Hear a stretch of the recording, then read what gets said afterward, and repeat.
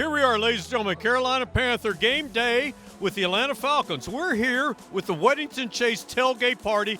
Guys, what time do we get here this morning? 7 o'clock. 7:15. Yeah. This is a tradition. After 14 years, we've been doing this, maybe 17 years. We gather here, then the whole neighborhood, not the whole neighborhood, but a lot of guys show up, a lot of families, the kids. We take a group photo. It's always a good time. Oh, man, this is our last tailgate, or my last tailgate of the season. My wife and I can't come to the last game, so we're bringing in the Dirty Birds, and like Greg and I always do at this tailgate, we try to have a good time. Man, I've been a Panther fan since 1993, man. Since 1993, man, when they had the first game up there in Raleigh, then they had the second game in Columbia. Then it all got started down there in Clemson, South Carolina, and I got my very stud from the first game when they played the Rams. The Carolina Pro Football Report, presented by National PAL. Support National PAL at nationalpal.org.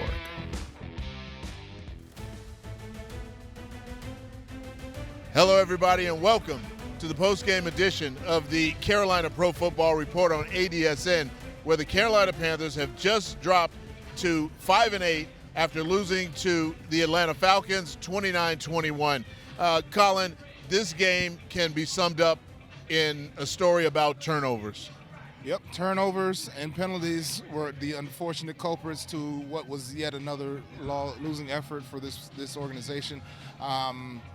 You know, there were opportunities clearly coming out and striking first. This group came out on fire, but unable to surmount those turnovers. Obviously, the interception return for a touchdown was a huge play in the game. You just can't recover from certain things like that.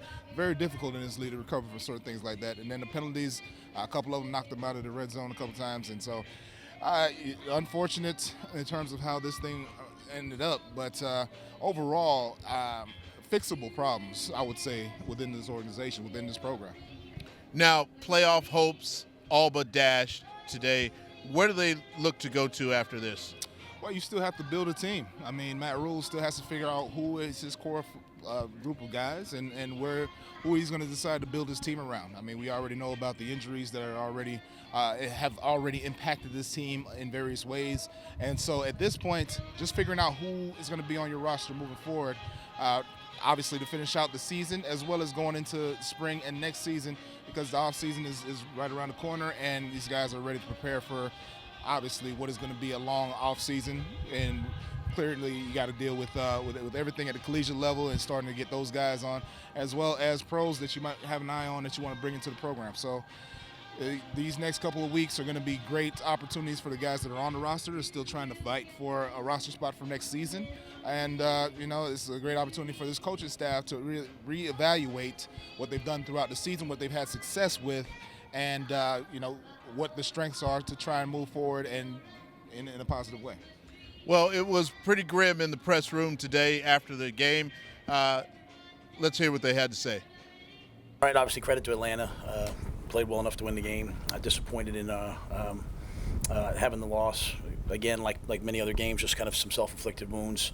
Not going to win many games. In fact, the odds are in the 80s against you when you have three turnovers. Three turnovers that we didn't really need to have. Pick six. You know, obviously the fumble was extremely difficult. And then defensively, you know, even after all that, still had a chance at the end. You know, I thought Cam did some good things today. I can't have those two turnovers though. I can't mean, you know, we just looking for things to not be catastrophic. You know, you put a snap on the ground, okay, falling the ball, 2nd and 1. You know, that's what really bothers you about that. They can't lose catch. It happened, but they can't. It's our base day one coverage, and you know, we have them. We should be caught and tackled. It should be 4th down. We should have the ball back going down to score. So, you know, they got a jet motion. Someone just has bad eyes and doesn't put their eyes where they're supposed to be. So, you know, at the end of the day, they made the plays to win the game. That play should never happen. So, yeah, I think Jeff did a nice job. The offensive staff did a nice job. You know, we can't have turnovers. You know, those guys put them in position to make plays. We made some plays. We just didn't make enough. No, I think he did a good job. You know, I think he put us in position to win. We just didn't. You know, obviously accomplish what we needed to, but I think overall, we had a very good plan.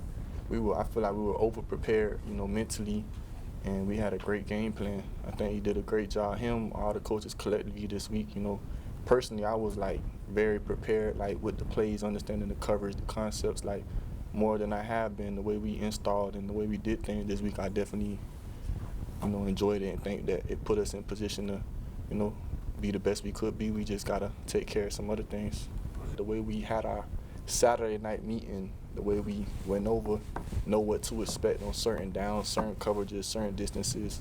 We definitely prepared, So one of the things you heard there, Colin, was Robbie Anderson expressing his content with new offensive coordinator Jeff Nixon. He said that it was more easy to prepare for the game. They got into a different type of rhythm this week. Why do you feel that he's got that connection now versus with Joe Brady? I honestly can't speak to that, but honestly, there are just people teach different and differently, I should say, and a lot of times when you're at this level of football, people oftentimes just assume that you have it, and they don't oftentimes test you or, do the extra to make sure that they know that you have everything down packed in terms of a game plan. And so maybe he's been held accountable to a different standard now that Coach Nixon is in position. So perhaps that's what he needs for himself in his career, especially while he's here as a Carolina Panther. And, for him or any other player that needs that extra push, whether that was coming from Coach Nixon or he just something clicked in his head, whatever that case may be, the best Robbie Anderson on the field is a great Robbie Anderson for this receiving corps. Now, how would you evaluate Jeff Nixon today? I mean, it seemed like there was a different rhythm in the play calling today.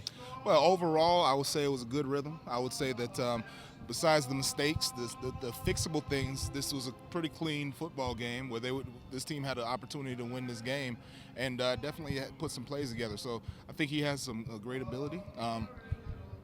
First time in the league doing so, and he came out and did very well, in my opinion. So I'm excited for him and anxious to see how next week turns out for this team. Now, they have the Tampa Bay Buccaneers on the schedule twice to end the season. Is this a team that's ready to make an impact there, despite the playoff perspective? In my opinion, they're not ready right now to take on the defending Super Bowl champs and actually come out with a win. And I think that all things have to be clicking on all cylinders for this program to be able to do so. But currently, just to be able to put everything together, they're just not there yet. So it's an ongoing process, but they will get there. Well, there you have it. The Panthers fall to the Atlanta Falcons, 29-21. Dismal day here in Carolina at Bank of America Stadium, but they will bring it back. They will get back to their winning ways eventually as they build this franchise. Well, that'll do it for the Carolina Pro Football Report here on ADSN. I'm Kevin Tolbert along with Colin Cole. We'll see you next time.